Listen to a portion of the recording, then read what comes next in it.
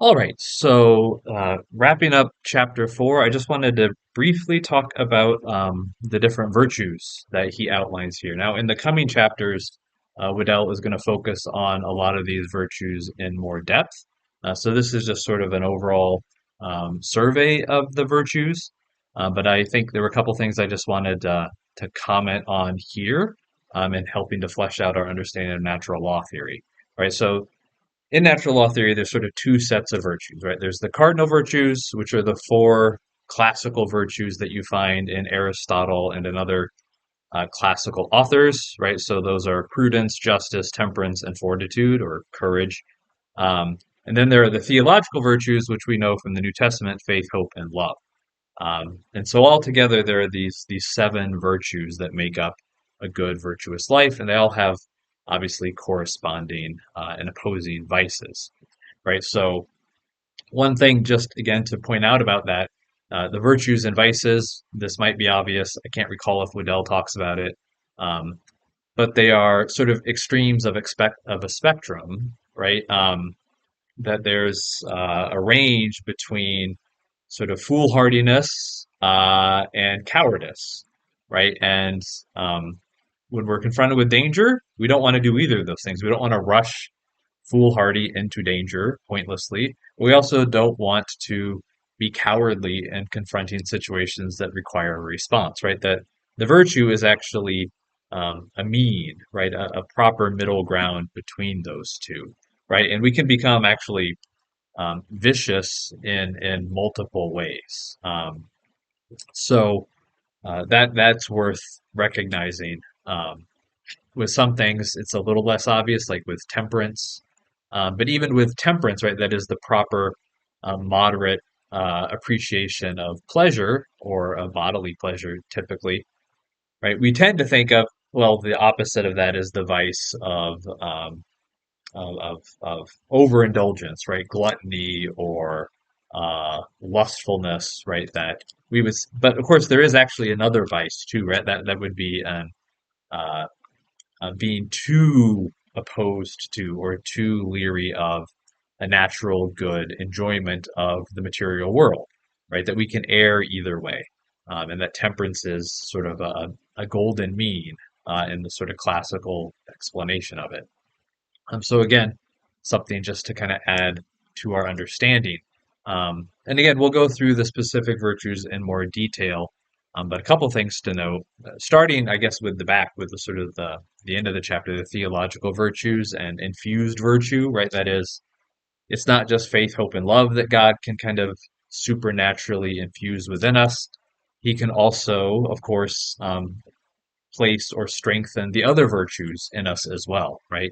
And I think this is an important component of natural law theory to keep in mind, right? Because there can be a tendency to turn natural law theory into a sort of Pelagianism, right? Where you think about reaching your ultimate goal of fulfillment of your nature, of enjoyment of God in heaven eternally, and then think of it as something that I do, something I accomplish through my actions building virtue. And there certainly is a key component of our own personal accountability and responsibility in the process. But it is crucial to remember that at all times and in every step, that is supported by and motivated by grace, right? That God's gift working within us to allow us to do that and even to give us the desire to do that, right? And so focusing on the theological virtues, talking about infused virtue, is an important way of making sure that we recognize this isn't all about my personal effort, my earning of happiness and heaven. And we will talk more about that as we go along. Um, I will, though, as I think about it, also point out, right, that one thing that came up in the discussions, and will certainly come up again, is wondering, okay, can non-Catholics, can non-Christians have these virtues. Um, and certainly that is a debated point by some scholars and by in tradition. But I would say since Vatican II, it's been official church teaching that it is possible for those outside of a visible connection to the Catholic Church, or even those without any Christian identity whatsoever through baptism um, can, in fact, attain that ultimate end of heaven and fulfillment of their nature with God in eternity. So, if that sort of saving grace can be conveyed to people outside of a visible connection to the Christian faith, then it seems plausible that those other virtues, right, that faith, hope, and love, can also be present in people, that God can give those kinds of graces to people outside of a visible connection to the church as well. So I would argue that it makes sort of logical sense that those virtues could also be present in non Christians. And we can certainly talk about that further as we go along. Um, Looking at the cardinal virtues, right? Prudence, justice, temperance, fortitude. Um, just a few things to note there. I think Waddell does a good job of giving an overview of them. Um, in particular, I think it's worth focusing on the role of prudence as we sort of launch into a larger discussion of natural law, because prudence is really going to be a pivotal virtue, right? Because prudence is also called practical wisdom in the classical tradition.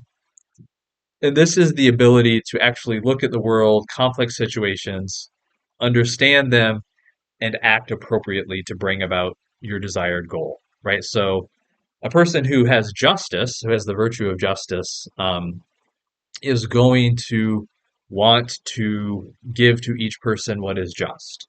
Um, but in real life situations, that can often be really complicated to determine what a just arrangement is, and then to figure out how to actually accomplish it can be remarkably difficult, right? And this is where the virtue of prudence comes in. So, for example, right, our faith would tell us to care for and love and promote the good of the poor.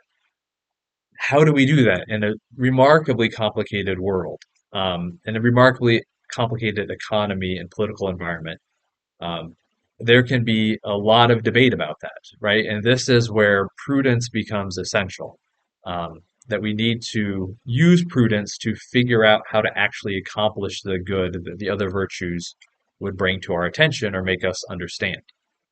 This is also where we get the idea of areas of prudential judgment, right? So that um, Catholic social teaching, which we will talk about more in this class and in others, um, can tell us the principles that we should aim for, right? Such as caring for, promoting the good of the poor. But it's a question of prudential judgment, the best way to accomplish that. So, a sort of standard example, raising the minimum wage. Does raising the minimum wage actually help the poor, or as some would argue, does it actually hurt the poor? Right? There's nothing in Catholic defined teaching that gives us the answer to that. It is a prudential question, right? It's a thinking about how the complex actual world around us works. And now, admittedly, this is a place where there's a lot of room for ambiguity, right? And it is certainly a truth that people can use the cover of prudential judgment to avoid difficult consequences of Catholic morality that they don't want to accept, right? So um, certainly it can be used as an excuse and as a cover for sort of a relativism.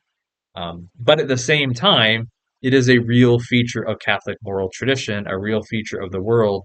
So we can't just ignore it, right? And one of the things that I've really seen over the years in teaching this material is that there's a very strong tendency on some people's parts to want absolute black and white rules for every possible situation. Um, and the long and the short of it is that's just not possible, right? That human intellect is simply not capable of formulating clear, precise, concise, black and white rules to cover every possible scenario. And I think Waddell talks about this pretty nicely, even citing Thomas Aquinas on this point, um, to show that we can't ever attain that, right? It's just not the nature of the human person. It's not the nature of the actual world around us. That there are always going to be situations where we can have some basic principles to guide our conduct, but where we are going to have to make difficult, complex choices in terms of how to actually realize the good that natural law aims at.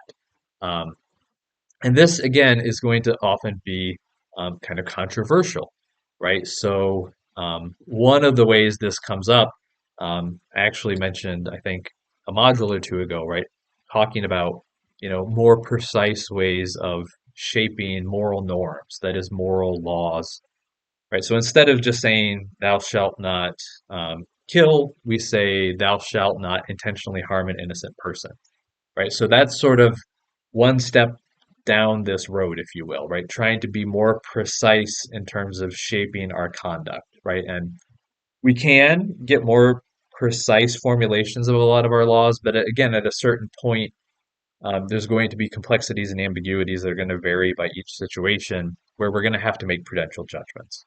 Um, so again, one of the places where this becomes a area of debate came up in one of our discussions earlier in this course. Somebody used the example in the discussion of, what do we do with a situation where if your spouse or family member is dying of a disease, you've tried every possible means of lawfully acquiring the medicine that will cure them, but you simply can't, right? And the pharmacy refuses to sell it to you at a cost that you can afford. So in the night, you break into the pharmacy, take the medicine, and give it to your loved one to cure them. Um, is this a situation where the ends justify the means, or where we choose the lesser of two evils, if you will, right? And this is a complicated situation to work through, and we will certainly do it more.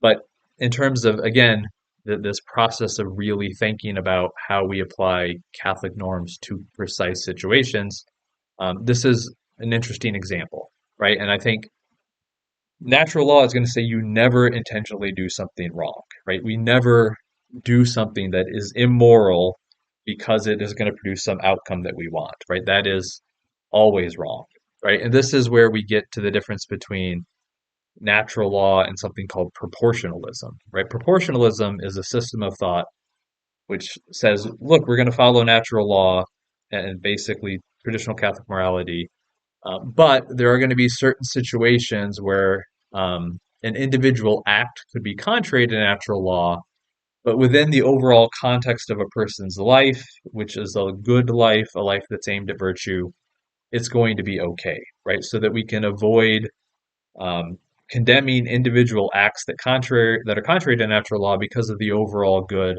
of a person's life or work. It's just a way of thinking that's traditionally called proportionalism.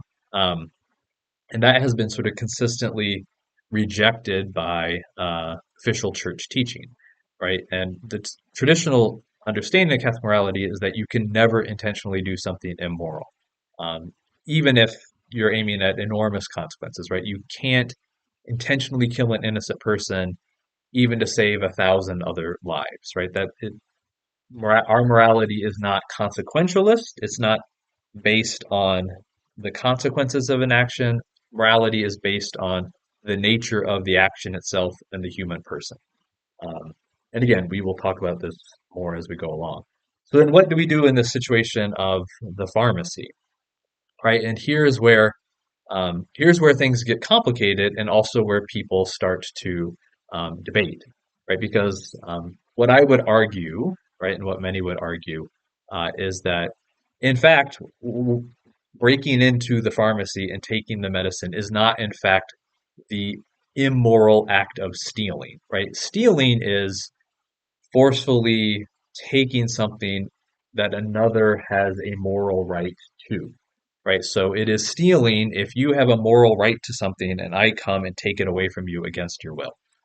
Um, However, it is not stealing to take something from someone that they don't actually have a right to, right? So if they don't actually have a right to the thing, it's not a harm to them to no longer have it because it's not rightfully theirs in the first place, right? So, for example, when Iraq invaded Kuwait back several decades ago now, longer ago than I care to remember since I very well remember it, and my students, for them, it happened long before they were born. Um, but when the United States intervened to restore that property to the Kuwaiti people, it was not a wrong done to Iraq. It is not a stealing of their land. It was a restoration of land to the Kuwaitis and taking something from Iraq that it did not have a moral claim to, right? So this is an important reality to recognize. Now, this gets much more complicated in other situations, right? What do we do um, regarding claims of indigenous American tribes uh, who would say that this has happened to them? It just happened much longer ago when European settlers came over, took their lands. Do we have any moral obligation to them as the uh, descendants of those colonists, right? That's a big, complicated question. But it is related to that example I just gave. Similarly, in the pharmacy case, right, we could say, and again, we'll flesh all this out more, right? But the goods of the world that we possess are given to humanity as a whole, right? So that um, when God gives the world to Adam and Eve, to humanity, it is for the good of all people, right? And that we have a right and an obligation to promote the true good of everyone. So if I have the means to help you in a way that doesn't cause an immoral harm to myself or to others, then I ought to, in fact, do that. So if I have a medicine that will save your life, I can't stand there and just watch you die because you can't afford to pay me what I want for the money, right? In fact, if I'm able to do it without doing, again, an immoral harm to myself or others, then I have a moral obligation to give you the medication, and you, in fact, have a moral claim to that medication, to that help. So, in essence, what the spouse is doing in this situation is taking the medicine to who actually has a moral claim to it. Now, obviously, this is going to cause a great deal of controversy, but um, shocker, Catholic morality is going to be controversial on many points, right? And this is a place where it's going to run up against certain economic claims and beliefs of our American system. Um, Now, if there are less disruptive, less harmful ways of getting this medication, then those ought to be chosen. And we'll get to that in upcoming modules. But at the end of the day, um, goods exist for the good of people, right? And that acting in accordance, so prudence analyzes the situation, sees that underlying fundamental truth, and acts accordingly, right? And so this is where that faculty of prudence, that virtue of prudence, is going to become very important. But in thinking about how to apply it is going to become difficult and in many cases controversial. But I look forward to hearing your thoughts on this and on the chapter as a whole and continuing that conversation with you soon.